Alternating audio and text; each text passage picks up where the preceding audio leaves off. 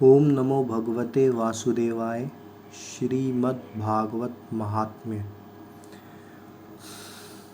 पहला अध्याय। देवर्षि नारद की भक्ति से भेंट। सच्चिदानंद स्वरूप भगवान श्री कृष्ण को हम नमस्कार करते हैं, जो जगत की उत्पत्ति, स्थिति और विनाश के हेतु तथा आध्यात्मिक, आधिदैविक और आधिभौतिक तीनों प्रकार के तापों का नाश करने वाले हैं। जिस समय श्री सुखदेव जी का यज्ञोपवीत संस्कार भी नहीं हुआ था तथा लौकिक वैदिक कर्मों के अनुष्ठान का अवसर भी नहीं आया था, तभी उन्हें अकेले ही संन्यास लेने के लिए घर से जाते देखकर उनके पिता व्यास जी विरह से कातर होकर पुकारने लगे, बेटा बेटा तुम कहाँ जा रहे हो। उस समय वृक्षों ने तन्मय होने के कारण श्री सुखदेव जी की ओर से उत्तर दिया था, ऐसे सर्वभूत हृदय स्वरूप श्री सुखदेव मुनि को मैं नमस्कार करता हूँ। एक बार भगवत कथामृत का रसास्वादन करने में कुशल मुनिवर सौनक जी ने नैमिषारण्य क्षेत्र में विराजमान महामती सूत जी को नमस्कार करके उनसे पूछा। सौनक जी बोले, सूत जी, आपका अज्ञानांधकार को नष्ट करने के लिए करोड़ों सूर्यों के समान है। आप हमारे कानों के लिए रसायन अमृत स्वरूप सार गर्भित कथा कहिए। भक्ति, ज्ञान और वैराग्य से प्राप्त होने वाले महान विवेक की वृद्धि किस प्रकार होती है तथा वैष्णव लोग किस तरह इस माया मोह से अपना पीछा छुड़ाते हैं।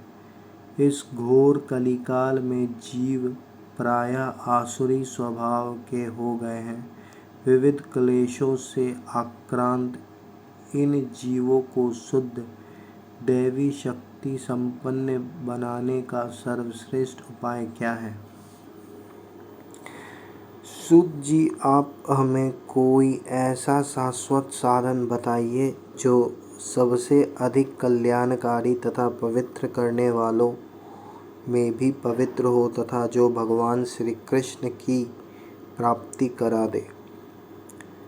चिंतामणि केवल लौकिक सुख दे सकती है और कल्प वृक्ष अधिक से अधिक स्वर्गीय संपत्ति दे सकता है, परंतु गुरुदेव प्रसन्न होकर भगवान का योगी दुर्लभ नित्य वैकुंठ धाम दे देते हैं। सूत जी ने कहा, सौनक जी, तुम्हारे हृदय में भगवान का प्रेम है, इसलिए मैं विचार कर तुम्हें संपूर्ण सिद्धांतों का निष्कर्ष सुनाता हूँ, जो जन्म मृत्यु के भय का नाश कर देता है, जो भक्ति के प्रवाह को बढ़ाता है और भगवान श्री कृष्ण की प्रसन्नता का प्रधान कारण है। मैं तुम्हें वह साधन बतलाता हूँ, उसे सावधान होकर सुनो। श्री सुखदेव जी ने कलयुग में जीवों के काल रूपी सर्प के मुख का ग्रास होने के त्रास का आत्यंतिक नाश करने के लिए श्रीमद्भागवत शास्त्र का प्रवचन किया है।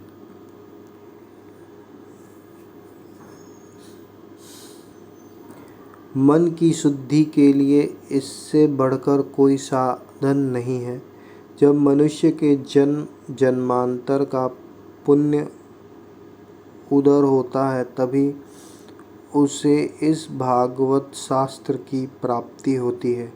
जब सुखदेव जी राजा परीक्षित को यह कथा सुनाने के लिए सभा में विराजमान हुए, तब देवता लोग उनके पास अमृत का कलश लेकर आए।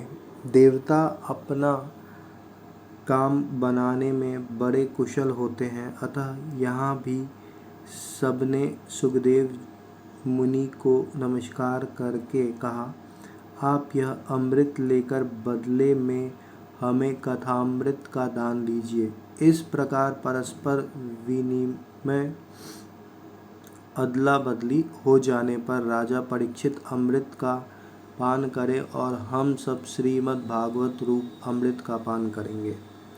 इस संसार में कहाँ कांच और कहाँ महामूल्य मणि तथा कहाँ सुधा और कहाँ कथा।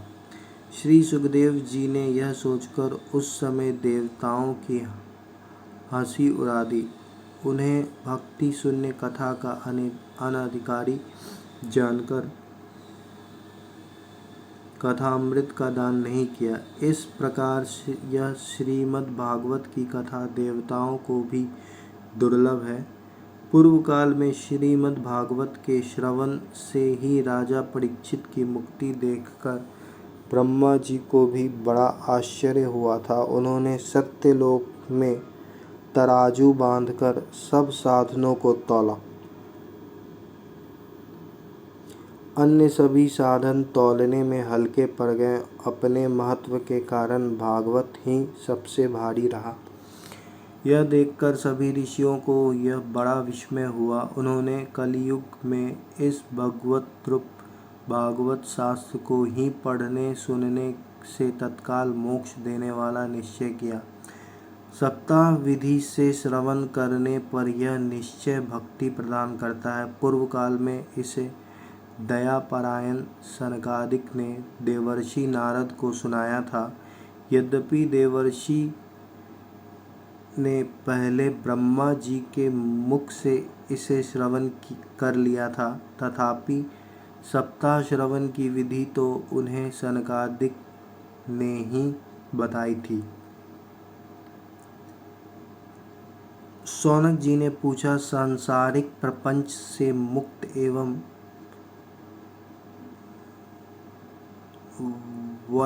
विचरणशील नारद जी का सनकादिक के साथ संयोग कहाँ हुआ और विधि विधान के श्रवण में उनकी प्रीति कैसे हुई।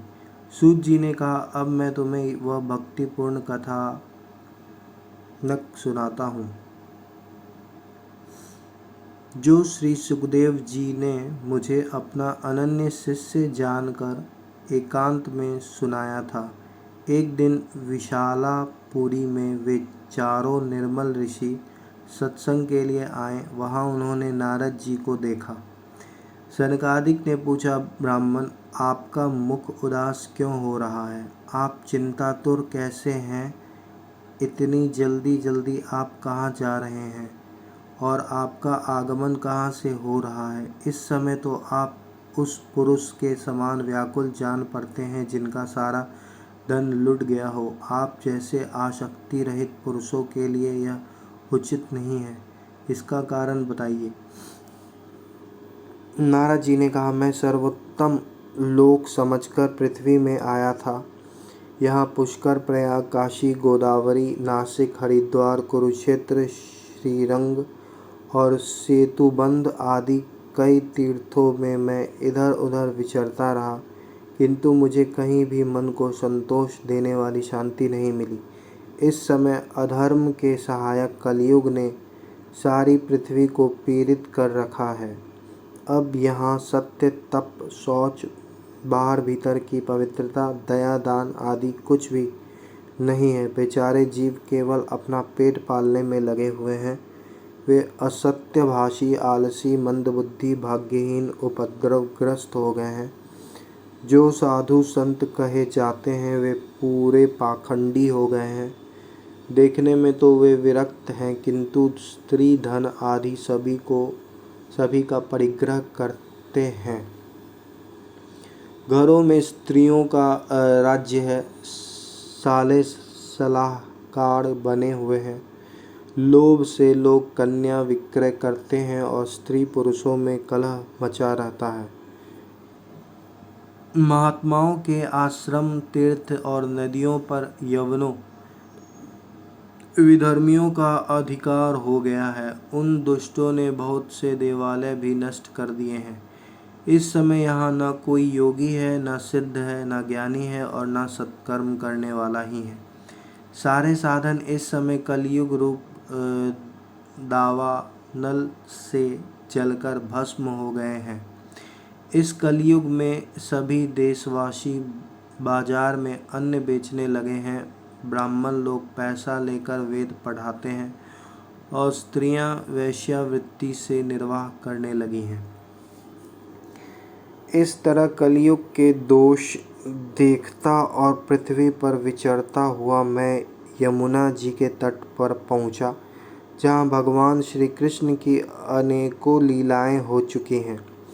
मुनिवरों सुनिए, वहाँ मैंने एक बड़ा आश्चर्य देखा। वहाँ एक युवती स्त्री खिन्न मन से बैठी थी। उसके पास दो वृद्ध पुरुष अचेत अवस्था में पड़े जोर जोर से सांस ले रहे थे। वह तरुणी उनकी सेवा करती हुई कभी उन्हें चेत कराने का प्रयत्न करती और कभी उनके आगे रोने लगती थी। वह अपने शरीर के रक्षक परमात्मा को दसों दिशाओं में देख रही थी। उसके चारों ओर सैकड़ों स्त्रियां उसे पंखा झल रही थी और बार बार समझाती जाती थी। दूर से यह सब चरित्र देखकर मैं कुतूहलवश उनके पास चला गया। मुझे देखकर वह युवती खड़ी हो गई और बड़े व्याकुल होकर कहने लगी,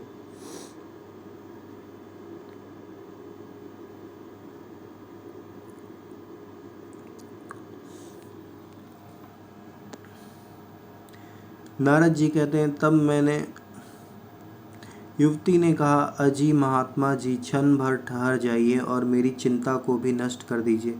आपका दर्शन तो संसार के सभी पापों को सर्वथा नष्ट कर देने वाला है। आपके वचनों से मुझे दुख की भी बहुत कुछ शांति हो जाएगी।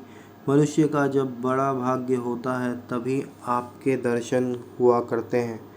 नारद जी कहते हैं, तब मैंने उस स्त्री से पूछा, देवी तुम कौन हो? ये दोनों पुरुष तुम्हारे क्या होते हैं और तुम्हारे पास ये कमल नयनी देवियाँ कौन है? तुम हमें विस्तार से अपने दुख का कारण बताओ। युवती ने कहा, मेरा नाम भक्ति है। ये ज्ञान और वैराग्य नामक मेरे पुत्र हैं। समय के फेर से ही ये ऐसे जर्जर हो गए हैं। ये देवियाँ गंगा जी आदि नदियाँ हैं। ये सब मेरी सेवा करने के लिए ही आई हैं। इस प्रकार साक्षात देवियों के द्वारा सेवित होने पर भी मुझे सुख शांति नहीं है। तपोधन, अब ध्यान देकर मेरा वृत्तांत सुनिए। मेरी कथा वैसे तो प्रसिद्ध है, फिर भी उसे सुनकर आप मुझे शांति प्रदान करें। मैं द्रविड़ देश में उत्पन्न हुई, कर्नाटक में बढ़ी, कहीं कहीं महाराष्ट्र में सम्मानित हुई, किंतु गुजरात में मुझको बूढ़ापे ने आ घेरा। वहाँ घोर कलयुग के प्रभाव से पाखंडियों ने मुझे अंग भंग कर दिया। चिरकाल तक यह अवस्था रहने के कारण मैं अपने पुत्रों के साथ दुर्बल और निस्तेज हो गई। अब जब से मैं वृंदावन आई तब से पुनः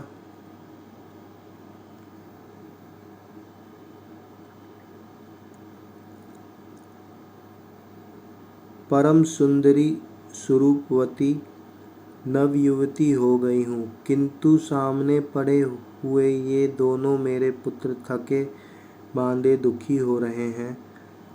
अब मैं यह स्थान छोड़कर अन्यत्र जाना चाहती हूँ। ये दोनों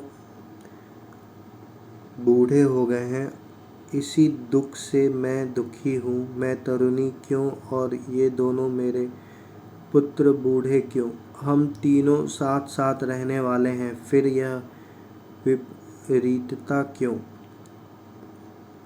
होना तो यह चाहिए कि माता बूढ़ी हो और पुत्र तरुण। इसी से मैं आश्चर्यचकित चित्त से अपनी इस अवस्था पर शोक करती रहती हूँ। आप परम बुद्धिमान एवं योग निधि हैं, इसका क्या कारण हो सकता है, बताइए। नारद जी ने कहा, साध्वी, मैं अपने हृदय में शांत ज्ञान दृष्टि से तुम्हारे संपूर्ण दुख का कारण देखता हूँ। तुम्हें विषाद नहीं करना चाहिए, श्री हरि तुम्हारा कल्याण करेंगे।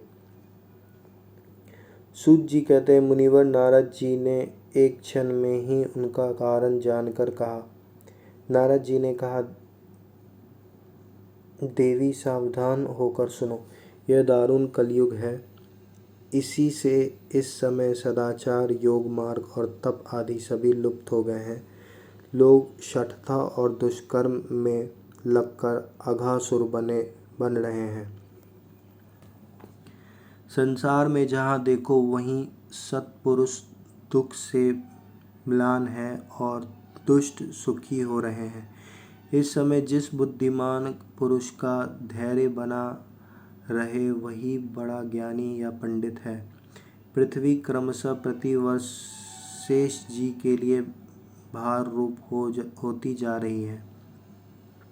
अब यह छूने योग्य तो क्या देखने योग्य भी नहीं रह गई है और न इसमें कहीं मंगल ही दिखाई देता है। अब किसी को पुत्रों के साथ तुम्हारा दर्शन भी नहीं होता। विषयानुराग के कारण अंधे बने हुए जीवों से उपेक्षित होकर तुम जर्जर हो रही थी। वृंदावन के संयोग से तुम फिर नवीन तरुणी हो गई हो। अतः यह वृंदावन धाम धन्य है, जहाँ भक्ति सर्वत्र नृत्य कर रही है। परंतु तुम्हारे इन दोनों पुत्रों का यहाँ कोई ग्राहक नहीं है, इसलिए इनका बुढ़ापा नहीं छूट रहा है। यहाँ इनको कुछ आत्म सुख, भगवत स्पर्श जनित आनंद की प्राप्ति होने के कारण ये सोते से जान पड़ते हैं। भक्ति ने कहा, राजा परीक्षित ने इस पापी कलयुग को क्यों रहने दिया? इसके आते ही सब वस्तुओं का सार ना जाने कहाँ चला गया। करुणामय श्री हरि से भी यह अधर्म कैसे देखा जाता है? मुने, मेरा यह संदेह दूर कीजिए। आपके वचनों से मुझे बड़ी शांति मिली। नारद जी ने कहा, बाले, यदि तुमने पूछा है तो प्रेम से सुनो। कल्याणी, मैं तुम्हें सब बताऊंगा और तुम्हारा दुख दूर हो जाएगा।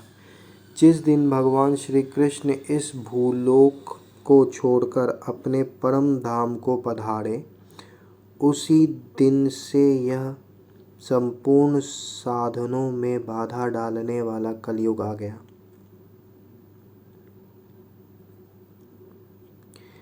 दिग्विजय के समय राजा परीक्षित की दृष्टि पड़ने पर कलयुग दीन के समान उनकी शरण में आया। भ्रमर के समान सारग्राही राजा ने यह निश्चय किया कि इसका वध मुझे नहीं करना चाहिए, क्योंकि जो फल तपस्या, योग एवं समाधि से भी नहीं मिलता, कलयुग में वही फल श्री हरि कीर्तन से ही भली भांति मिल जाता है। इस प्रकार सारहीन होने पर भी उसे इस एक ही दृष्टि से सारयुक्त देखकर उन्होंने कलयुग में उत्पन्न होने वाले जीवों के सुख के लिए ही इससे रहने दिया था। इस समय लोगों के कुकर्म में प्रवृत्त होने के कारण सभी वस्तुओं का सार निकल गया है और पृथ्वी के सारे पदार्थ बीजहीन भूमि के समान हो गए हैं। ब्राह्मण केवल अन्य धनादि के लोभवश घर घर एवं जन जन को भागवत की कथा सुनाने लगे हैं, इसलिए कथा का सार चला गया। तीर्थों में नाना प्रकार के अत्यंत घोर कर्म करने वाले नास्तिक और नारकी पुरुष भी रहने लगे हैं, इसलिए तीर्थों का भी प्रभाव जाता रहा। जिनका चित्त निरंतर काम, क्रोध, महान लोभ और तृष्णा से तपता रहता है, वे भी तपस्या का ढोंग करने लगे हैं, इसलिए तप का भी सार निकल गया। मन पर काबू न होने के कारण तथा लोभ, दंभ और पाखंड का आश्रय लेने के कारण एवं शास्त्र का अभ्यास न करने से ध्यान योग का फल मिट गया। पंडितों की यह दशा है कि वे अपनी स्त्रियों के साथ भैंसों की तरह रमन करते हैं।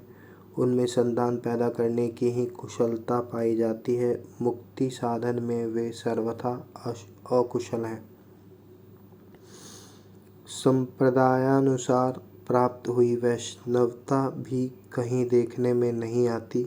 इस प्रकार जगह जगह सभी वस्तुओं का सार लुप्त हो गया है। यह तो इस युग का स्वभाव ही है, इसमें किसी का दोष नहीं है। इसी से पुंडरीकाक्ष भगवान बहुत समीप रहते हुए भी यह सब सह रहे हैं। सूत जी कहते हैं, शौनक जी, इस प्रकार देवर्षि नारद के वचन सुनकर भक्ति को बड़ा आश्चर्य हुआ। फिर उसने जो कुछ कहा उसे सुनिए। भक्ति ने कहा, देवर्षि आप धन्य हैं। मेरा बड़ा सौभाग्य था जो आपका समागम हुआ। संसार में साधुओं का दर्शन ही समस्त सिद्धियों का परम कारण है। आपका केवल एक बार का उपदेश धारण करके कयाधु कुमार प्रहलाद ने माया पर विजय प्राप्त कर ली थी। ध्रुव ने भी आपकी कृपा से ही ध्रुव पद प्राप्त किया था। आप सर्व मंगलमय और साक्षात श्री ब्रह्मा जी के पुत्र हैं। मैं आपको नमस्कार करता हूँ। इस तरह से ये प्रथम अध्याय श्रीमद् भागवत पुराण का, श्रीमद् भागवत का समाप्त होता है। और इसके ट्रांसलेटर का नाम तो इसमें नहीं मिलता है। संस्कृत से हिंदी किस ऑथर ने किया यहाँ तो नहीं पता चल रहा। तो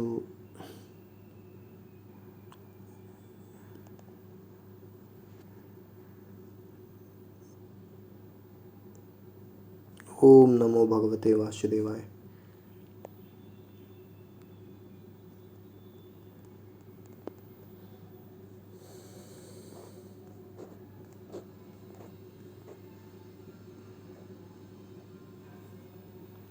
और इस तरह से अगले एक हफ्ता या अगले 21 दिन तक में मैं इसे कंप्लीट अपलोड करूँगा।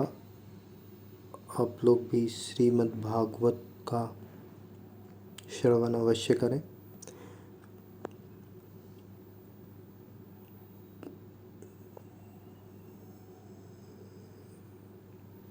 जय श्रीमन नारायण।